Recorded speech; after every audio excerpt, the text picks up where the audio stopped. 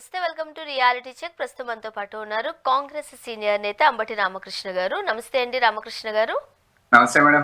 Sir, ఏపీలో అమరావతిలో మనం చూసాం, చాలా అట్టహాసంగా ప్రధానమంత్రి నరేంద్ర మోదీ గారికి స్వాగతం పలకడం, శంకుస్థాపన కార్యక్రమాలు, అలానే పునఃప్రారంభ సభ.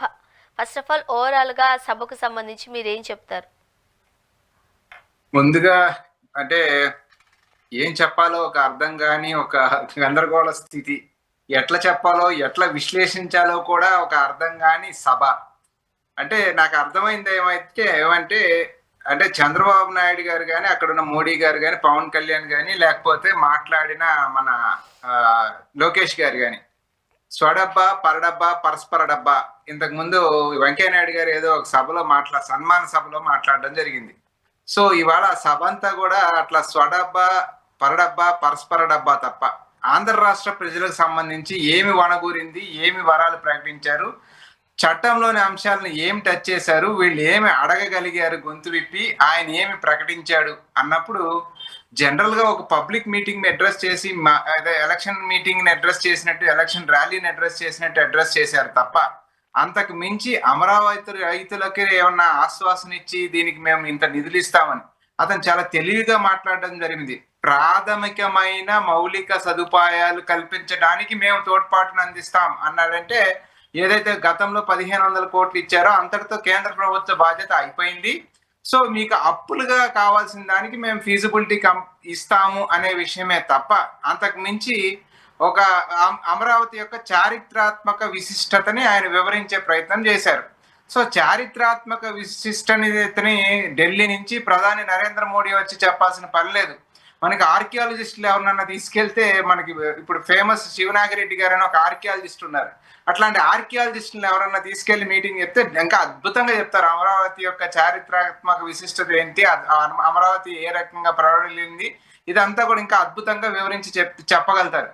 సో ఎందుకు వచ్చారు, ఎందుకు వెళ్ళారు, ఎందుకు తీసుకొచ్చుకున్నారు అన్నప్పుడు డయాస్ మీద అర్థమైన రెండు ఏంటంటే, ఒక ఆయన్ని స్టీవ్ జాబ్స్ అని పొగిడితే ఇంకొక ఆయన్ని కాదు బిల్ గేట్స్ అని పొగుడుకోవడం జరిగింది తప్ప, అంటే ఏది సైన్స్ అండ్ టెక్నాలజీలో ఇన్ఫర్మేషన్ టెక్నాలజీని నరేంద్ర మోడీయే కనిపెట్టాడని చంద్రబాబు అంటే, కాదు నాకన్నా ముందు చంద్రబాబు కనిపెట్టాడు అని చెప్పి నరేంద్ర మోడీ చెప్పుకోవడం ద్వారా ఒక ఆయన స్టీవ్ జాబ్స్, ఒక ఆయన బిల్ గేట్స్ స్థాయికి ఎదిగే ఒక ప్రయత్నం చేశారు తప్ప ఆంధ్ర రాష్ట్ర ప్రజలకు సంబంధించి ఇదిగో ఇవి పెండింగ్ ఉన్నాయి, కేంద్ర ప్రభుత్వం మీకు ఈ వరాలు ప్రకటిస్తా ఉన్నాం, ఈ ఖచ్చితంగా ఏది పార్లమెంట్ చేసి ఇచ్చిన చట్టంలో ఉన్న అంశాలని మేము ఫిల్ఫిల్ చేస్తాం అని ఎక్కడన్నా చెప్పారా అంటే అది కూడా చెప్పలా. ఇంకొక విషయం నరేంద్ర మోడీ గారు ఏం చెప్పారంటే మేడం, అక్కడ ఉన్న అమరావతిలో ఉన్న అమరలింగేశ్వర స్వామికి దండం పెట్టండి, తిరుపతి వెంకన్న స్వామికి దండం పెట్టండి, యోగాసనాలు బాగా నేర్చుకోండి, మరీ ముఖ్యంగా సూర్య నమస్కారాలు నేర్చుకోండి, తూర్పు తిరిగి దండం పెట్టండి అని చెప్పారు. అంతకు మించి నాకైతే ఏమి అర్థం కాలేదు మేడం. ఇవాళ నరేంద్ర మోడీ గారు వచ్చిన సభలో అక్కడ విజువల్స్ చూసినప్పుడు ఇంకొకటి అర్థమైంది ఏంటంటే, గతంలో పాచిపోయిన లడ్డూలు అని విమర్శించిన పవన్ కళ్యాణ్ గారి చేతిలో ఏదో పిప్పర్మెంట్ పెట్టినట్టున్నారు, చాక్లెట్ పిప్పర్మెంట్ ఏదో పెట్టినట్టున్నారు చపరించుకోమని. అంతకు మించి దీనివల్ల వనగురింది అయితే నాకేం కనపడలేదు స్వర్ణ గారు. కానీ సభాముఖంగానే 90,000 ప్రాజెక్టులకు సంబంధించిన శంకుస్థాపన చేశారు. అంటే ఏమిస్తున్నారు ఏంటి అనేది పక్కన పెడదాం, ముందైతే శంకుస్థాపన అయితే చేశారు. శంకుస్థాపన చేస్తే సరిపోతుందా? కాదండి, అంటే ఒక 58,000 కోట్లకు సంబంధించిన ప్రాజెక్టులకి శంకుస్థాపనలు చేశారు. టైం బౌండ్ ప్రోగ్రామ్ కాదు, ఎప్పటికీ ఏది ఎక్కడ కంప్లీట్ చేస్తారు, దానికి నిధులు ఎంత విడుదల చేశారు, ఇదంతా కూడా ఏమీ లేదు, డిస్కషన్ లేదు. శంకుస్థాపనలు అయితే చేశారు. శంకుస్థాపనలు కూడా ఎక్కడి నుంచి, సింగరాయకొండ నుంచి మాలకొండ నుంచి దుత్తలూరు ఎన్హెచ్ ఎక్స్పాన్షన్. సో ఇటువంటి ఎన్హెచ్ ఎక్స్పాన్షన్ లో కూడా ప్రధానమంత్రిని తీసుకొచ్చి రావటం, ప్రధానమంత్రి వచ్చి మీకు వందే భారత్ రైళ్లు ఇన్నేసాం అంటే, ఆంధ్రప్రదేశ్ రాష్ట్రంలోనే తిరుగుతున్నాయా వందే భారత్ రైళ్లు, లేకపోతే అమృత్ రైళ్లు ఏదో ఉన్నాయి, అమృత్ రైళ్లు త్వరలో రాబోతున్నాయి, అది ఆంధ్రప్రదేశ్ రాష్ట్రంలోనే తిరుగుతాయా, లేకపోతే నేషనల్ హైవేస్ కి సంబంధించి కనెక్టివిటీ ఒక ఆంధ్రప్రదేశ్ రాష్ట్రానికి ఇచ్చారా, దేశవ్యాప్తంగా కనెక్టివిటీలో భాగంగా మన ఆంధ్ర రాష్ట్రానికి కనెక్టివిటీ వచ్చిందా? సో ఇవన్నీ కూడా మాట్లాడకుండా కడప స్టీల్ ప్లాంట్ అంటారా, లేకపోతే దుగిరాజపట్నం పోర్ట్ అంటారా, లేకపోతే ప్రత్యేక తరగతి హోదా అంటారా, ట్యాక్స్ ఇన్సెంటివ్స్ అంటారా, వెనకబడిన జిల్లాలకు సంబంధించి రావాల్సిన నిధులు పెండింగ్ అంటారా, ఇవన్నీ పెద్ద చాంతాడంత లిస్ట్ ఉంది. పార్లమెంట్ ఆంధ్రప్రదేశ్ రాష్ట్రానికి చేసిన వాగ్దానం ఇదేది కూడా ఇవాళ నారా చంద్రబాబు నాయుడు గారు కానీ, పవన్ కళ్యాణ్ గారు కానీ, నరేంద్ర మోడీని గారిని పనులెత్తి అడిగే మాట అంటే ధైర్యం చేసే పరిస్థితి లేదు. అంతగా అతన్ని పొగిడి రామకృష్ణ గారు, మరీ ముఖ్యంగా మీరు అంటుంటే విశాఖ రైల్వే జోన్ ఉంది, విశాఖ ఉక్కు కర్మాగారానికి సంబంధించిన పోరాటాలు ఇంకా కొనసాగుతూనే ఉన్నాయి. వాటికి సంబంధించి కూడా కనీసం పెదవులు కూడా కదపలేదు. ఎవరు అడిగే సందర్భం కానీ పరిస్థితులు కానీ అక్కడ అట్మాస్ఫియర్ కల్పించలేదు. అసలు అడిగే ధైర్యం వీళ్ళకి ఎందుకు లేదు? ఇంకొక విషయం మనం గమనించండి. వీరి పొగడ్తలు అతనికి అర్థం కావాలని పొగిడే కార్యక్రమాన్ని ఇంగ్లీష్ లో చేపట్టారు. తెలుగులో చెప్తే మళ్ళీ పొగిడింది అర్థం కాదేమో అని హిందీలోనో ఇంగ్లీష్ లోనో నరేంద్ర మోడీ జీ అని వీళ్ళు పొగట్టం. అంటే ఒక మాట ఏదో మాట్లాడటం జరిగింది. ఎవరు మన నారా లోకేష్ గారు, మీతో మేము కలిసే ట్రావెల్ చేస్తాం, పహల్గామ్ సంబంధించి మీతో కలిసే ట్రావెల్ చేస్తాం, ఒక పాకిస్తాన్కి ధీటైన సమాధానం, 100 పాకిస్తాన్లతో సమానమైన ప్రధానమంత్రి, ఎన్ని పొగుడుతా ఆల్రెడీ మీరు క్యాబినెట్ లో ఉన్నారు, కలిసిమెలిసి ట్రావెల్ చేస్తా ఉన్నారు, మళ్ళీ మీతో ఉన్నాం మీ రోజు డబ్బా ఎందుకు కొట్టుకోవాల్సిన అవసరం ఏముంది? సో అటు అపోజిషన్ మీతో ఉంది, అపోజిషన్ మీరు ఏం చేసినా మేము సిద్ధంగా ఉన్నాం కానీ ఇండియన్ మాట్లాడుతూ ఉంటే దాన్ని కన్సిడర్ చేయకుండా, సరే పాకిస్తాన్ గురించి పహల్గామ్ గురించి చంద్రబాబు నాయుడు గారు ఎత్తారు, లోకేష్ ఎత్తాడు, పవన్ కళ్యాణ్ ఎత్తాడు, ఏది బెలూన్ లో గాలి కొట్టినట్టు విపరీతంగా గాలి కొట్టారు నరేంద్ర మోడీ గారికి. సరే దాని గురించి ఒక్క మాటన్నా నరేంద్ర మోడీ మాట్లాడారా? పళ్ళు విప్పి వీళ్ళు ఎంత గాలి కొట్టినా హైడ్రోజన్ బెలూన్ పైకి ఎగురుతుందంటే హైడ్రోజన్ బెలూన్ కళ్ళకుండా మెదలకుండా నిలబడి ఉంది. సో వీరి పొగడతలకి ఆయన ఏమి పొంగిపోయి తను తీసుకోబోయే చర్యల గురించి చెప్పడం కానీ, లేకపోతే తన రాష్ట్రానికి ప్రకటించే వరాలు కానీ, అమరావతి రైతుల యొక్క గోడు కానీ పట్టలేదు అనేది అర్థం చేసుకోవాలి. ఒకటి. రెండో విషయం, అమరావతి రైతులు అప్రమత్తం అవ్వాల్సిన విషయం ఏమంటే స్వర్ణ గారు, గ్రీన్ ఫీల్డ్ ఎయిర్పోర్ట్ కోసం 44,000 ఎకరాలు, అందులో 30,000 ఎకరాలు గ్రీన్ ఫీల్డ్ ఎయిర్పోర్ట్ కోసం అని చంద్రబాబు నాయుడు గారు పాడుతున్న పాట ఏదో అయితే ఉందో, ఇవాళ కూడా దాంట్లో నర్మగర్భంగా గ్రీన్ ఫీల్డ్ ఎయిర్పోర్ట్ ని అమరావతిలో నిర్మించబోతా ఉన్నామని మాట్లాడినప్పుడు అదనంగా మళ్ళీ భూములు ఎక్వైర్ చేస్తాము అనే మాటని చెప్పకుండా అక్కడ నర్మగర్భంగా చెప్పినప్పుడు ఆల్రెడీ భూములు ఇచ్చిన రైతులు అర్థం చేసుకోవాలి, మీరు ఏదైతే ఆశతో ఆకాంక్షతో మీ భూములకు ధరలు వచ్చి మీకు 10 రూపాయలు డబ్బులు వస్తాయి అనుకున్నారో, అతను గనక మళ్ళా ఇంకో 44,000 ఎకరాలు కానీ ఎక్వైర్ చేస్తే మీ ఆశల పైన నరేంద్ర మోడీ ఏదైతే మీ నోట్లో మట్టి కొట్టి మీ మీ మీ ఆశల పైన ఆకాంక్షల పైన నీళ్లు చల్లాడో దాన్ని చంద్రబాబు నాయుడు గారు పూర్తి చేసే కార్యక్రమాన్ని భుజానికి ఎత్తుకున్నారు.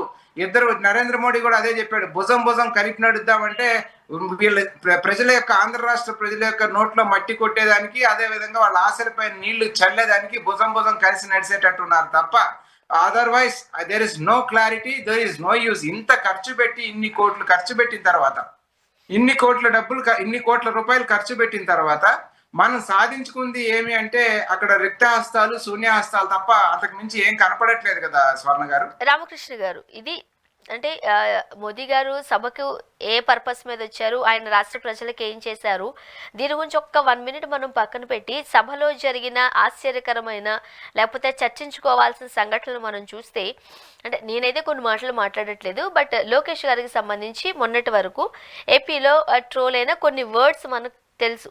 అంటే ఒక మంచి పొలిటీషియన్గా చంద్రబాబు నాయుడు గారికి ఆ స్థానం అయితే వచ్చింది, కానీ లోకేష్ గారు ఎందుకు ఆ మార్క్ను అందుకోలేకపోతున్నారు. ఆయన అసలు సిసలైన లోకేష్ కాదు, ఆయనకి తెలుగు మాట్లాడడం రాదు, అండ్ ఇవన్నీ నేను మంచిగా మాట్లాడుతున్నాను, కొంతమంది దాన్ని ట్రోల్స్ చేస్తూ మాట్లాడడం మనం చూసాం. బట్ ఈ రోజు లోకేష్ గారు ప్రధానమంత్రి నరేంద్ర మోదీ గారిని ఆకాశానికి ఆ పైకి ఎత్తి మరీ మాట్లాడుతుంటే, తండ్రికి తగ్గ తనయుడు కాదు, తండ్రిని మించిన తనయుడిగా ఒక అసలు సిసలైన ఒక పొలిటీషియన్గా మనం లోకేష్ గారిని చూడొచ్చు అంటారా, అభివర్ణించవచ్చు అంటారా, ఏం చెప్తారు? అంటే నేనైతే దీన్ని అంటే భాషా ప్రయోగం వల్ల లేకపోతే మాట్లాడడంలో ఉన్న చతురత వల్లే రాజకీయ నాయకుడు అనేది అయితే నేనైతే దాన్ని ఒప్పుకోను madam. Because end of the day you will prove your self by doing the work. మీరు కానీ గమనిస్తే ఇక్కడ మన ఒరిస్సా చీఫ్ మినిస్టర్ నవీన్ పట్నాయక్ కి ఒరియా రాదు. ఆయన చిన్నప్పటి నుంచి ఇంగ్లాండ్ లో పెరిగి ఇంగ్లాండ్ లోనే చదువుకొని ఇంగ్లీష్ లోనే కన్వే చేశాడు. ఈ మధ్యనే ఒరియా నేర్చుకున్నారు, కానీ టోటల్ గా ఇంగ్లీష్ లోనే కమ్యూనికేట్ చేసేవాడు ఆయన. బట్ దాదాపు 4 పర్యాయాలు ఏమో ముఖ్యమంత్రిగా ఒరిస్సా రాష్ట్రానికి ఆయన ముఖ్యమంత్రిగా చేశారు. సో లాంగ్వేజ్ అనేది దాన్ని మనం పరిపాలన దక్షత ఉండాలి తప్ప లాంగ్వేజ్ వల్ల అంటే నేను మీరు పొగిడిన దాన్ని కనుక తీసుకుంటే డెఫినెట్ గా నరేంద్ర మోడీ ప్రాపకం కోసం వారి దగ్గర ఎంత సాగిలా పడాలో అంత సాగిలా పట్టడం కోసం తండ్రి కొడుకులు ఇద్దరు పోటీ పడ్డారు. నరేంద్ర మోడీని పొగిడే దాంట్లో అనే దానికి ఒప్పుకుంటా తప్ప ఇక చంద్రబాబు నాయుడు గారు మాట్లాడడానికి కూడా ఇక్కడ మాటలేమి లేవు, మొత్తం అన్నీ ఆయనే మాట్లాడేశారు. ఎస్, నరేంద్ర మోడీని ఎంతగా పొగడాలో ఆయనే పొగిడేశారు. సో భాషా చతురత కొంత ఇదివరకటి కన్నా నేర్చుకున్నారు తప్ప ఇక్కడ కావాల్సింది భాషా చతురత కాదు కదా. రాష్ట్రానికి ఏం సాధించుకొచ్చారు, రాష్ట్రానికి ఏం కావాలి, అదే డయాస్ మీద నుంచి కనుక ఇదిగోండి సార్ మా అమరావతికి గతంలో మా నాన్నగారు చెప్పారు 5 లక్షల కోట్లు ఖర్చు అవుతుందని చెప్పారు. కేంద్ర ప్రభుత్వం నుంచి కనీసం మీరు ఒక 2.5 లక్షల కోట్లన్నా ఇవ్వండి, మిగిలిన 2.5 లక్షల కోట్లు మేము పెట్టుకుంటామనో, లేదు మా పోలవరం 45.75 మీటర్లు ఫుల్ ఫ్లెడ్జ్డ్ అనేది ఎత్తు తగ్గించకుండా ఫస్ట్ డిపిఆర్ ప్రకారం ఫస్ట్ ఒప్పుకున్న ప్రకారం పూర్తి స్థాయిలో నీటిని నిల్వ చేసుకునేటట్టు కట్టుకుందాం, దానికి పూర్తి స్థాయి అనుమతులు ఇవ్వండి, R&R ప్యాకేజీని మీరు క్లియర్ చేయండి, ఇటువంటిది ఏదన్నా అడగటం లేదు. కడప స్టీల్ ఫ్యాక్టరీ గురించి అడగటం, ప్రత్యేక హోదా గురించి అడగటం, ఇన్సెంటివ్స్ గురించి అడగటం, ఇదేదన్నా కూడా అన్ని పొగిడి ఒక్కటన్నా సాధించి ఉంటే ఆ భాషకి ఒక అర్థం పరమార్థం ఉంటుంది తప్ప ఊరికే కూర్చొని చప్పట్లు కొట్టి డబ్బా కొట్టడం వల్ల రాష్ట్రానికి వచ్చే వనగూరే ప్రయోజనం ఏముంటుందో తెలియదు. కానీ నరేంద్ర మోడీ యొక్క దృష్టిలో వీళ్ళు ఓకే వీళ్ళకి ఏదైనా ఇబ్బందులు ఉంటే ఆ ఇబ్బందులు తొలగించుకునే దానికి అది ఏదైనా పనికొస్తుందేమో అని తప్ప రాష్ట్రానికి ప్రయోజనం మాత్రం ఏం చేకూరలేదు అతని యొక్క నేర్పరితనం వల్ల అనేది ఇక్కడ అర్థం చేసుకోవాలి స్వర్ణ గారు. మరీ ముఖ్యంగా ప్రధానమంత్రి నరేంద్ర మోదీ గారు రాష్ట్రానికి మేము ఆల్రెడీ ఇన్ని కోట్లు చేసాము, అంత చేసాము, ఇంత చేసాము అంటున్నారు. అంటే ఏ కేంద్రం అయినా ఏ రాష్ట్రానికైనా చేయాల్సిన పనులు భాగంగాను లేకపోతే ఇవ్వాల్సిన నిధుల పరంగానే ఇచ్చారా, ఎక్స్ట్రా ఏమైనా ఇచ్చారా? అది కదా ఇవాళ ఆన్సర్ చేయాల్సింది. నేను ఇందాకటి నుంచి అదే అంటున్నా, రైల్వే లైన్ ఎలక్ట్రిఫికేషన్ కోసం మేము డబ్బులు ఇచ్చామంటున్నారు. గతంలో కాంగ్రెస్ వేసిన రైల్వే లైన్లు గతంలో బొగ్గు ఇంజన్లు ఉండేవి, స్టీమ్ ఇంజన్లు బొగ్గు ఇంజన్లు అయినాయి, బొగ్గు ఇంజన్లు ఎలక్ట్రికల్ లైన్లు అవుతా ఉన్నాయి. ఎలక్ట్రికల్ లైన్ అవుతా ఉన్నప్పుడు రాష్ట్ర వ్యాప్తంగా ఎలక్ట్రిఫికేషన్ కోసం మోడిఫికేషన్ కోసం దేశవ్యాప్తంగా ఏదైతే నిధులు పంపిస్తా ఉన్నామో ఆంధ్ర రాష్ట్రానికి కూడా అదే నిధులు వస్తా ఉన్నాయి కదా. ఆ గతంలో వసూలు చేసిన దానికన్నా ఆంధ్ర రాష్ట్రం దగ్గర నుంచి వాళ్ళు మీకు ట్యాక్సెస్ ఇంకా ఎక్కువ వస్తా ఉన్నాయి కదా. గతంలో మన వ్యాట్ మనకే ఉండేది, వాళ్ళు జిఎస్టీ రూపంలో కేంద్రానికి వెళ్ళి మనకు వస్తున్నాయి కదా. అందువల్ల మీరు మాకు పంపించగలుగుతా ఉన్నారు.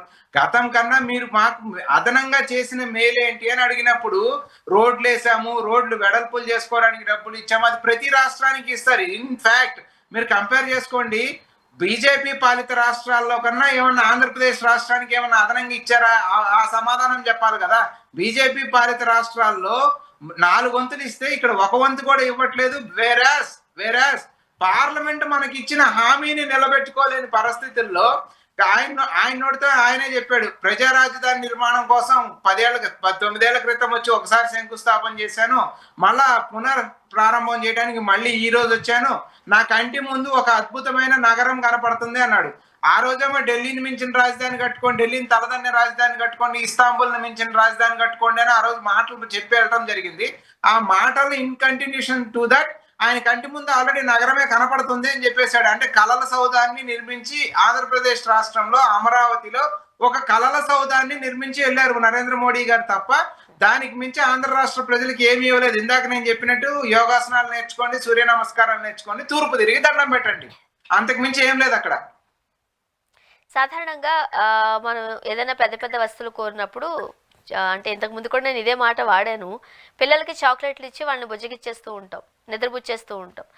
వాళ్ళు ఏమైనా ఇంకా ఎక్కువ పెద్ద పెద్ద కోరికలు కోరతారేమో అనే భయంతో ఇండైరెక్ట్గా సభాముఖంగా అక్కడ వేల మంది ఆంధ్ర రాష్ట్ర ప్రజలు ఉన్నారు, వాళ్ళ సుముఖంలో వాళ్ళ సమక్షంలో చెప్పకనే తానేంటో చెప్పదలుచుకున్నట్టుగా చిన్న చాక్లెట్ ఇచ్చి మన రాష్ట్ర అధినేతల్ని రాష్ట్ర ముఖ్యమంత్రిని బుజ్జగించారని అనుకోవచ్చా? ఆ చాక్లెట్ అంత వరం తప్ప ఇంకో పెద్ద వరం ఇక ఇవ్వలేరనే సంకేతాన్ని ఇచ్చారా ఇండైరెక్ట్గా? అంటే అది 2 రకాలుగా చూడాలి మేడం. టిట్ ఫర్ టాట్ గా కూడా చూడాలి, బొజ్జగింపుగా కూడా చూడాలి. పాచిపోయిన లడ్డూలు అనేది అంటే ఒక పాచిపోయిన స్వీట్ అనేది అతని ఉద్దేశం అయినప్పుడు ఆ స్వీట్ కి బదులుగా ఒక చాక్లెట్ చేతిలో పెట్టడం జరిగింది. అంతకు మించి ఇవ్వను అనేది కూడా అంటే 2 అర్థాలు. ఒకటి ఆ చాక్లెట్ ఇచ్చి బుజ్జగించడం, ఇంతకు మించి మీరే నా దగ్గర నుంచి అదనంగా ఆశించొద్దు అని చెప్పడం. సో 2 రకాలైన మెసేజ్ ని నరేంద్ర మోడీ గారు వాళ్ళ ఆంధ్ర రాష్ట్ర ప్రజలకు ఇచ్చినప్పుడు ఒక రకంగా నేను చెప్పదలుచుకున్నా, ఈ మీటింగ్ జరగకుండా ఉంటే అట్లీస్ట్ అమరావతి రైతుల యొక్క రియల్ ఎస్టేట్ ఇంతకన్నా బాగుండేదేమో. ఇప్పుడు ఈ గంట ముందు రియల్ ఎస్టేట్ కి, ఈ గంట తర్వాత రియల్ ఎస్టేట్ కి చూసుకుంటే కూడా అక్కడ పరిస్థితి దారుణంగా తయారయ్యేటట్టుగా ఉంది. ఎంతో ఆశలు గత వారం రోజులుగా చూసుకున్నప్పుడు ఎన్నో ఆశలు, ఎంతో ఆశలు, రియల్ ఎస్టేట్ రంగం ఎక్కడికో వెళ్తుంది అనేది ఒక ఆశ కల్పించి, భ్రమలు కల్పించి, నరేంద్ర మోడీ గారు ఏదో చేస్తారు అని అనిపించి, ఇవాళ నరేంద్ర మోడీ వారికి మీటింగ్ చూసిన తర్వాత అక్కడ గజం 20,000 25,000కో వెళ్ళింది. నాకు తెలిసి ఇప్పుడు మళ్ళీ 15,000కో 10,000కో వచ్చే పరిస్థితి. ఈ మీటింగ్ జరగకుండా ఉన్నా కూడా కనీసం రాష్ట్ర ఖజానాకి ఒక 400 కోట్లు 500 కోట్లు మిగిలాయి. ఆ రైతులు అంతో ఎంతో ఆ భూములు వ్యాపారం చేసుకోవడానికి పనికొచ్చేది. ఇవాళ దానిపైన కూడా నీళ్లు జల్లి వెళ్ళడం జరిగింది నరేంద్ర మోడీ గారు. సరే, ముఖ్యంగా ఇప్పుడు రాష్ట్రంలో ఒక ప్రభుత్వం అధికారంలో ఉండి కేంద్రంలో మరొక ప్రభుత్వం అధికారంలో ఉన్నప్పుడు ఇలా శంకుస్థాపనలకు పిలిచినప్పుడు గౌరవంగా వస్తూ ఉంటారు. వాళ్ళు ఏం చెప్పాలనుకుంటున్నారో అవి చెప్పి వెళ్ళిపోతూ ఉంటారు సాధారణంగా. బట్ ఇప్పుడు ఆంధ్రప్రదేశ్ యొక్క రాష్ట్ర పరిస్థితి అది కాదు. కూటమిలో భాగంగా బీజేపీ ప్రభుత్వం కూడా ఉంది. అంటే అక్కడ ఒక రకంగా డైరెక్ట్గానా ఇండైరెక్ట్గానా కూటమితోనూ బీజేపీ ప్రభుత్వం యొక్క అక్కడ తన పార్టిసిపేషన్ కూడా ఉన్నప్పుడు ఆంధ్రప్రదేశ్ రాష్ట్రానికి ఎంతో చేయాల్సిన అవసరం బీజేపీ ప్రభుత్వం యొక్క షోల్డర్స్పై ఉన్నప్పుడు, ఒకవేళ వాళ్ళు ఏమీ చేయలేకపోతే కూటమిలో భాగంగా కాస్త గట్టిగా అడగగలే రైట్ ఉన్నప్పుడు ఎందుకు వాళ్ళందరూ సైలెంట్గా ఉన్నారు? కనీసం ఒక్క మాట కూడా మా రాష్ట్రానికి ఇది కావాలి అని ఇటు చంద్రబాబు నాయుడు గారు కానీ, లేదు అని అంటే అటు డిప్యూటీ సీఎం పదవిలో ఉన్న పవన్ కళ్యాణ్ గారు కానీ ఎందుకు నోరు మెదపలేకపోయారు? ఓన్లీ హగ్గులతోనో ముద్దులతోనే సరిపెట్టుకుని ఎందుకు వెళ్ళిపోవాల్సి వచ్చింది? మేడం, వీళ్ళు ప్రచారం చేసుకుందంతా ఏమని డబుల్ ఇంజన్ సర్కార్ అని. డబుల్ ఇంజన్ సర్కార్ అంటే అద్భుతమైన డెవలప్మెంట్ చూపించగలుగుతాం, డబుల్ ఫండ్స్ తీసుకురాగలుగుతాం, విపరీతమైన అభివృద్ధిని చేస్తామని కదా మాట్లాడింది. సో అటువంటి తరుణంలో నిధులు లేక సంక్షేమ కార్యక్రమాలు కూడా అమలు చేయలేని ఒక దుస్థితిలో, దీనావస్థలో ఉన్నప్పుడు వీళ్ళకి గొంతు రాలేదు, నోరు పెకలేదు. అక్కడ నరేంద్ర మోడీ గారిని కనీసం రిక్వెస్ట్ చేసుకొని సభాముఖంగా రిక్వెస్ట్ చేసుకోవచ్చు కదా, మా పరిస్థితి ఇట్లుంది సార్, మీరు డబ్బులు ఇవ్వండి అని రిక్వెస్ట్ చేసుకోవచ్చు కదా. సో వీళ్ళకి గొంతు రాలేదు, నోరు పెకర్లేదు. సో ఆ గొంతు రాలేదు, నోరు పెకర్లేదు అనే దానికి నోరు పెకలకుండా ఆయన ఒక చాక్లెట్ ఇచ్చాడు పవన్ కళ్యాణ్ అని చెప్తున్నా నేను. మీరు అంతకు మించి మాట్లాడొద్దు అని పవన్ కళ్యాణ్ చెప్పడం జరిగింది అని చెప్తా ఉన్నా. సో ముందే ఇచ్చేసారా? ఎస్, డెఫినెట్ గా ముందే ఇచ్చేశారు. సో అటువంటి తరుణంలో వీరు పూర్తిగా నరేంద్ర మోడీ దగ్గర సాగిలా పడతా ఉన్నారు. దానికి వీరు బలహీనతలు ఏమి అనేది కూడా మనం ఇక్కడ ఆలోచించుకోవాల్సిన పరిస్థితి. సో ఏమి బలహీనతల కారణంగా రాష్ట్ర ప్రయోజనాలని, రాష్ట్రం యొక్క అభివృద్ధిని పణంగా పెట్టి రాష్ట్రానికి రావాల్సిన హక్కుల్ని సాధించుకోకుండా ఈ రకంగా మీరు పొగడ్తలతో సభను ముగించుకోవడం వల్ల ఏమి ప్రయోజనం ఆంధ్ర రాష్ట్ర ప్రజలకు మీరు సాధించి పెట్టారు అన్నప్పుడు మళ్ళీ అక్కడ ఒక అబద్ధాల చిట్ట విశాఖపట్నానికి సంబంధించి నరేంద్ర మోడీ గారు నిలబెట్టేశారని, అది జస్ట్ బుక్ డేట్ అడ్జస్ట్ చేశారు తప్ప విశాఖపట్నానికి ఏమి ఇచ్చారు అనేది ఏమీ లేదు. ఇవాళకి అక్కడ ఎంప్లాయీస్ దీక్షలు చేస్తా ఉన్న పరిస్థితిని మనం చూస్తా ఉన్నాం. So private companies, private investments, ఇంకొకటి కూడా చెప్పడం జరిగింది నరేంద్ర మోడీ గారు, ఇక్కడ ఐటీ కంపెనీలు, ఏఏ కంపెనీలు ఆయన ఇక్కడ విజన్ చేసి నేను అంటే కేంద్రం నుంచి తోడ్పాటు అందిస్తామంటే if at all any company comes to Amaravati, ఆ క్లియరెన్స్లు ఇచ్చే దాంట్లో మేము త్వరితగతిన మీకు హెల్ప్ చేస్తామని చెప్పారు. కానీ అంతకు మించి సెంట్రల్ నుంచి ఇగో ఈ ఇన్స్టిట్యూట్స్ ని అమరావతిలో మేము ఇక్కడ పెడతా ఉన్నాం, ఈ కంపెనీలను ఇక్కడికి పంపిస్తా ఉన్నాం, కేంద్రం ఇక్కడ ఈ కంపెనీలను ఎస్టాబ్లిష్ చేస్తుందని కానీ ఏ ఒక్క హామీ కేంద్ర ప్రభుత్వం నుంచి అంటే నేను ఇందాకే సోషల్ మీడియాలో ఎక్కడో చదవడం జరిగింది. ఏదైనా ఫంక్షన్ చేస్తే ఆ సభకి మనం వెళ్తే కనీసం చిన్న మొత్తంలో అయినా ఒక చదివించి వస్తాము. కనీసం నరేంద్ర మోడీకి ఆ చిన్న చదివించే ఉదార స్వభావం కూడా లేదు. 400-500 కోట్లు ఖర్చు పెట్టారో 1000 కోట్లు ఖర్చు పెట్టి సభ నిర్వహిస్తే అతని నోటితో ఒక 100 కోట్ల రూపాయల వాగ్దానం కూడా ఉదారంగా చేయలేని పరిస్థితుల్లో ఇటువంటి సభలు ఎందుకు జరపాలి అన్నప్పుడు అర్థం కాదు. It's $1 million question. ఆంధ్ర రాష్ట్ర ప్రజలను అయితే పూర్తిగా నిరుత్సాహానికి లోన్ చేసిన సభగా చూడాలి దీన్ని, స్వర్ణ గారు. అండ్ అమరావతి అలానే పోలవరం వచ్చే 3 ఏళ్లలో కంప్లీట్ చేసేస్తాము అని చెప్పడాన్ని ఎలా చూడాలంటారు? నేను అదే అంటున్నా, పోలవరం మీరు 3 ఏళ్లలో కంప్లీట్ చేస్తాను అన్నప్పుడు ఏ హైట్ కి నీళ్లు స్టోర్ చేసుకునే దానికి మీరు కంప్లీట్ చేస్తామని హామీ ఇస్తా ఉన్నారు. R&R ప్యాకేజీని ఏ హైట్ వరకు మీరు కంప్లీట్ చేసి నీళ్లు వదులుతారు? దాన్ని ఒక బ్యారేజ్ గా చేస్తారా? దాన్ని పూర్తి స్థాయి డ్యామ్ గా, పోలవరం డ్యామ్ గా దాన్ని పూర్తి స్థాయిలో నీటి నిల్వ చేసుకునే సామర్థ్యం ఉంచేటట్టు చేస్తారా ఆ క్లారిటీ ఈ సభ ద్వారా ఇచ్చుంటే రాష్ట్ర వ్యాప్తంగా రైతులు చాలా సంతోషపడేవాళ్ళు. అదే విధంగా 10 ఏళ్లుగా ఉన్న అమరావతి ఈ గతంలో పరిస్థితి వీళ్ళకి తెలీదా? ఇక్కడ అమరావతిలో ఆగిపోయిందని గాని, లేకపోతే అమరావతికి కాకుండా విశాఖపట్నానికి వెళ్ళే పరిస్థితి ఉందని గాని కేంద్ర ప్రభుత్వంతో చర్చలు జరిపాయి కదా! ఆ 5 ఏళ్ళు అప్పుడున్న ప్రభుత్వం యొక్క మద్దతు అవసరం కాబట్టి వాళ్ళకు వంత పాడారు. అంతకు ముందు చంద్రబాబు నాయుడుతో అవసరం కాబట్టి చంద్రబాబు నాయుడుతో వంత పాడారు. ఇప్పుడు మళ్ళీ చంద్రబాబు నాయుడు, పవన్ కళ్యాణ్‌తో అవసరం కాబట్టి ఈ పాట పాడుతా ఉన్నారు తప్ప 3 ఏళ్లలో ఏ రకంగా దాన్ని దాదాపు 55,000 ఎకరాలు అనుకుంటాను. మళ్ళీ ఈయన ఒక 44,000 ఎకరాలు తీసుకుంటానన్నాడు. ఏ రకంగా అభివృద్ధి జరుగుద్ది? ఏం కడతారు? ఇంకొక మాట చంద్రబాబు నాయుడు గారు ఏం చెప్పారంటే దాదాపు 5 లక్షల మంది విద్యార్థులు అక్కడ విద్యను అభ్యసించేటట్టుగా ఒక ఎడ్యుకేషన్ హబ్ క్రియేట్ చేస్తామన్నారు. అక్కడ జనాభా ఎంత ఉన్నారు? ఎక్కడి నుంచి జనాభా వస్తారు? 5 లక్షల మంది విద్యార్థులు రావాలా, ఎడ్యుకేషన్ హబ్ తయారవ్వాలంటే ఎంత పాపులేషన్ మైగ్రేట్ కావాలి? పాపులేషన్ మైగ్రేట్ కావాలంటే ఎంత ఎంప్లాయ్మెంట్ జనరేట్ చేయాలి? సో నోటికొచ్చినట్టు మాట్లాడేసి ఇద్దరు పొగుడుకోవడం తప్ప కేటగారికల్ గా క్రిస్టల్ క్లియర్ గా ఏంటి అనే విజన్ అక్కడ కనపడలేదు. కేవలం ఒక ఈవెంట్, ఇద్దరు పొగుడుకోవడానికి.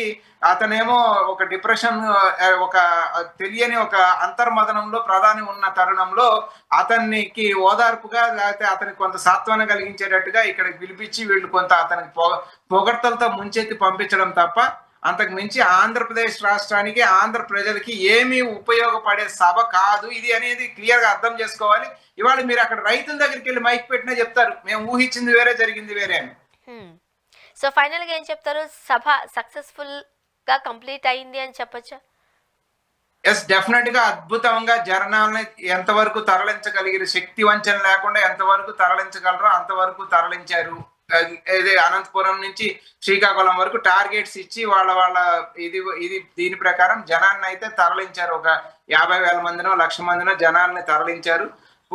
మొత్తం చంద్రబాబు నాయుడు గారు నరేంద్ర మోడీ దృష్టిలో గతంలో ఉన్న ఇది తీసేయడం కోసం ఎంతగా పొగడాలో అంతగా పొగిడారు.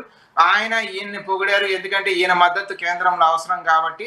సో ఈక్వేషన్ మా మధ్య బాగానే ఉంది అని చెప్పుకునే ఒక ప్రయత్నం తప్ప అదర్ దాన్ దట్ నథింగ్. ఈ ఈవెంట్ వల్ల, నేను ఈ సభ కూడా కాదు, ఈ ఈవెంట్ వల్ల ఆంధ్రప్రదేశ్ రాష్ట్రానికి వనగురింది ఏమీ లేదనేది అర్థం చేసుకోవాలి. స్వర్ణ గారు, థ్యాంక్ యూ సో మచ్ అండి. మీ అభిప్రాయాలు పంచుకున్నారు రామకృష్ణ గారు. Thank you very much. ఇది వాళ్ళ రియాలిటీ చెక్. Stay tuned.